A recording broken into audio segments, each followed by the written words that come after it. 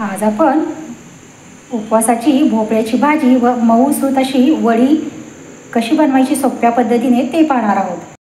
आज आपण उपवासाचा भोपळा कसा बनवायचा ते पाहणार आहोत. इथे मी भोपळा घेतलेला आहे, त्याची साल काढून या पद्धतीने कट करून घेतलेला आहे. छोटे छोटे तुकडे केलेले आहेत, त्यामुळे लवकर शिजतो. इथे जिरे घेतलेले आहे, थोडंसं आलं घेतलेलं आहे, किसून घेतलेलं आहे. शेंगादाण्याचं भाजून शेंगादाण्याचं कूट बनवलेलं आहे ते घेतलं आहे. हिरवी मिरचीचा ठेचा आपण आवश्यकतेनुसार घालून घेणार आहोत. चवीपुरतं मीठ लागेल आणि तेल लागेल. इकडे गॅसवरती मी कढई गरम करायला ठेवलेली आहे. त्यामध्ये आता आपण तेल घातलेलं आहे. थोडेसे जिरे घालून घेऊयात. आलं घालून घ्यायचं आहे.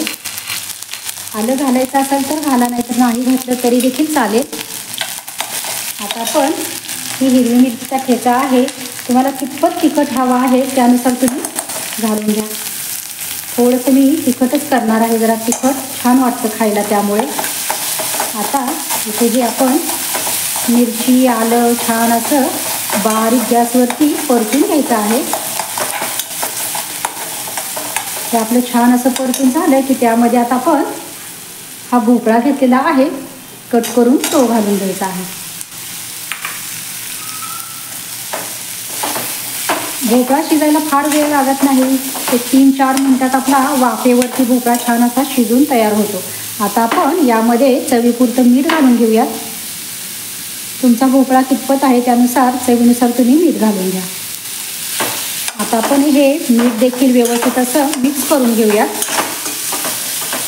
या भोपळ्यामध्ये तुम्हाला मिरची वाटून टाकायची नसेल तर तुम्ही कट करून देखील टाकू शकता. आणि हिरवी मिरचीच्या ऐवजी तुम्हाला जर लाल तिखट वापरायचं असेल तर त्याचा देखील तुम्ही इथे वापर करू शकता. आता आपण यावरती एक झाकण ठेवूयात आणि एक 3-4 मिनिट वाफ येऊ देऊयात. दुसरा पदार्थ मी बनवणार आहे उपवासाचा, ते म्हणजे आपली झटपट होणारी अशी उपवासाची बर्फी म्हणा किंवा चिक्की. इथे मी 1 वाटी भरून शेंगादाणे घेतलेले आहेत. आपण आता गॅस चालू केलेला आहे. आपला भोपळा शिजून होत आहे तोपर्यंत आपण इकडे हे शेंगादाणे भाजून घेऊयात. इथे मी 1 वाटी शेंगादाणे घेतलेले आहेत. आपले शेंगादाणे भाजून होत आहेत तोपर्यंत आपण खोबरं देखील किसून घेऊयात. आपण खोबरं किसून घेऊयात. इथे मी खोबरं घेतलेलं आहे, ते आपण आता किसून घ्यायचं आहे. आपले शेंगादाणे भाजतच आहेत आणि आपला भोपळा देखील एक 3-4 मिनिट असा वाफवून होत आहे तोपर्यंत आपण इकडे खोबरं देखील किसून घेऊयात. आणि बारीक गॅसवरती आपल्याला हे शेंगदाणे आतपर्यंत खरपूस असे छान भाजून घ्यायचे आहेत. इकडे आपले खोबरे देखील किसून होतच आहे तोपर्यंत आता आपण आपली भाजी चेक करून घेऊया. मध्ये आधी हलवत राहायचं आहे, त्यामुळे करपणार देखील नाही. फार वेळ लागत नाही ही भाजी शिजायला, अगदी झटपट होते.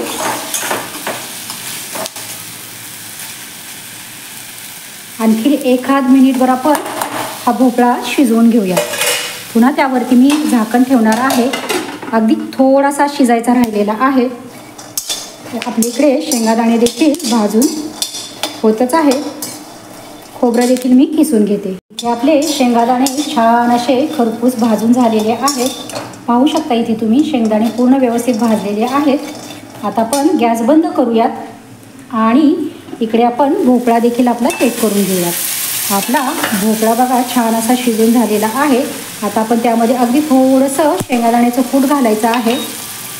अगदी थोडीशी मी पिठी साखर घेतलेली आहे, खूपच थोडी घेतलेली आहे, अगदी चटपटीत व्हावा आपला भोपळा म्हणून.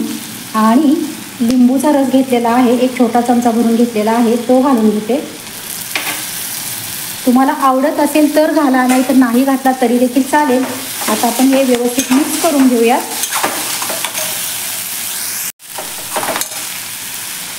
व्यवस्थित मिक्स करून घेऊयात आपण. आता आपली भाजी शिजून तयारच झालेली आहे. शिजलेली आहे पूर्ण भाजी. मी गॅस बंद करते आणि इकडे आपले शेंगादाणे देखील भाजून झालेले आहेत. आता मी एका ताटामध्ये काढून थंड करायला ठेवते. आपले शेंगादाणे इथे थंड करायला ठेवलेले आहेत. इथे मी हे खोबरं किसून घेतलेलं आहे, 1 वाटी खोबरं घेतलेलं आहे आणि त्याच वाटीने 1 वाटी गच्च भरून मी गूळ घेतलेला आहे. अगदी थोडंसं आपल्याला तूप लागेल आणि विलायची पावडर लागेल. आता आपले शेंगदाणे थंड होत आहेत तोपर्यंत आपण हे सुकं खोबरं घेतलेलं आहे ते देखील यामध्ये घालून घेऊयात आणि व्यवस्थित असं भाजून घ्यायचं आहे त्याला. खोबरं आपण बारीक गॅसवरती छान असं खरपूस होईपर्यंत भाजून घेऊयात, म्हणजे याचा कच्चेपणा पण जाईल आणि आपली वडी छान अशी बनून तयार होईल. आता हे भाजून झालेलं आहे की मग मी एका ताटामध्ये इथे काढून घेणार आहे. हे पहा, इथे आपले शेंगादाणे थंड झालेले आहेत आणि मी त्याची सालं देखील काढून घेतलेली आहेत. आता आपण हे मिक्सरला अगदी जाडसर थोडंसं आपण वाटून घेऊयात. हे पहा, आपले शेंगादाणे वाटून झालेले आहेत, अगदी जाडसर वाटलेले आहेत. आता आपण त्यामध्ये हे भाजून घेतलेला खोबऱ्याचा किस आहे तो देखील आपण यामध्ये घालून घेऊयात आणि पुन्हा एकदा आपण मिक्सरवरती हे वाटून घेऊयात.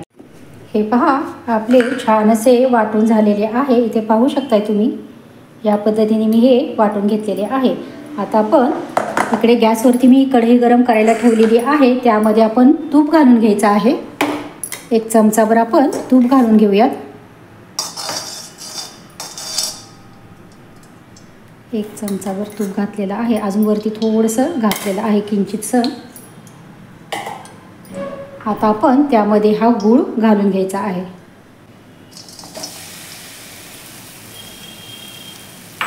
आणि आता आपण हा गूळ या तुपावरती छान असा आपण मेल्ट करून घेऊयात.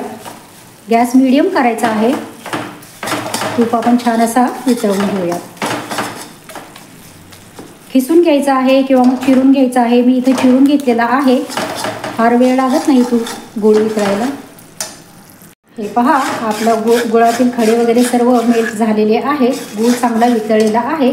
आता आपण त्यामध्ये अगदी अर्धा चमचाभर पाणी घालून घेऊयात. अगदी अर्धा चमचा घातलेला आहे आणि हे देखील व्यवस्थित छान असं आपण मिक्स करून घेऊयात. आता इकडे ताटामध्ये, ज्या ताटामध्ये किंवा ट्रेमध्ये तुम्ही वडी सेट करणार आहात त्याला एक बटर पेपर लावा किंवा मग असं तूप लावून तुम्ही घ्या एका ताटाला किंवा ट्रेला. आता हे गूळ देखील छान मेल्ट झालेला आहे आणि इकडे ताटाला देखील तूप लावून घेतलेलं आहे. आता आपण त्यामध्ये हे वाटलेलं शेंगादाण्याचं कूट आणि खोबऱ्याचं आहे ते घालून घेऊयात. गॅस अगदी बारीक.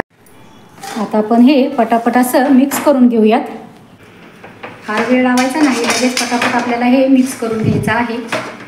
आता त्यामध्ये आपण वेलचीची पावडर घेतलेली आहे ती देखील इथे मी घालून घेणार आहे. एक साधारणतः अर्धा चमचा घेतलेली आहे. आता आपण हे व्यवस्थित असं मिक्स करून घेऊयात.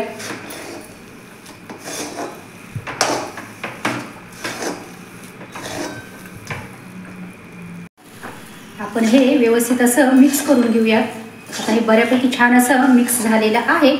आता आपण हे एका ताटामध्ये काढून घेऊयात. गॅस बंद करायचा आणि पटकन आता आपल्याला या तूप लावलेल्या ताटामध्ये हे मिश्रण काढून घ्यायचं आहे. अजिबात चिकटलेलं नाही आहे, पाहू शकता इथे तुम्ही. आणि आता हे आपल्याला व्यवस्थित असं पसरवून घ्यायचं आहे. यावरती मिश्रण खूप गरम आहे. आपण हे व्यवस्थित असं पसरवून घेऊयात. इथे एका फुलपात्राला मी असं तूप लावून घेतलेलं आहे. आता आपण व्यवस्थित असं हे सेट करून घेऊयात. आपलं वडीचं मिश्रण आहे ते. फार वेळ लागत नाही, अगदी 10-1 मिनिटामध्येच आपलं सर्व असं बनवून हे तयार होतं. आता हे व्यवस्थित आपण सेट करून घेऊयात. हे पहा, आपलं सर्व व्यवस्थित मिश्रण पसरवून झालेलं आहे. आता आपण 1-2-3 मिनिटं थंड होऊ देऊयात आणि मग याच्या वड्या पाडून घेऊयात. हे पहा, आपले 1-2 मिनिट झालेली आहेत. आता आपण हे मिश्रण कोमट असतानाच त्याच्या वड्या छान अशा आपण कट करून घ्यायच्या आहेत. फार वेळाने करायच्या नाहीत, लगेच करायच्या आहेत. त्यामुळे वड्या देखील व्यवस्थित अशा आपल्या कट होतात. आता मी ह्या सर्व वड्या कट करून घेणार आहे. हे पहा, आपले सर्व व्यवस्थित कट करून झालेली आहे बर्फी. आता मी त्यातील एक काढून देखील तुम्हाला इथे दाखवते. हे पहा, आपली बर्फी किती छान अशी मऊसूत बनून तयार झालेली आहे. अगदी मऊसूत अशी आपली ही बर्फी तयार होते. एकदा तुम्ही या पद्धतीने नक्की ट्राय करून बघा. हे पहा, आपले दोन्ही पदार्थ अगदी 10 मिनिटात बनवून तयार झालेले आहेत. रेसिपी अगदी नेहमीप्रमाणे साधी सोपी आहे. आवडली असेल तर नक्कीच व्हिडिओला लाईक करा, शेअर करा, कमेंट करा. चॅनलवरती अजूनही नवीन असाल तर प्लीज नक्कीच चॅनलला सबस्क्राईब करा व शेजारील बेल आयकनही प्रेस करा. धन्यवाद.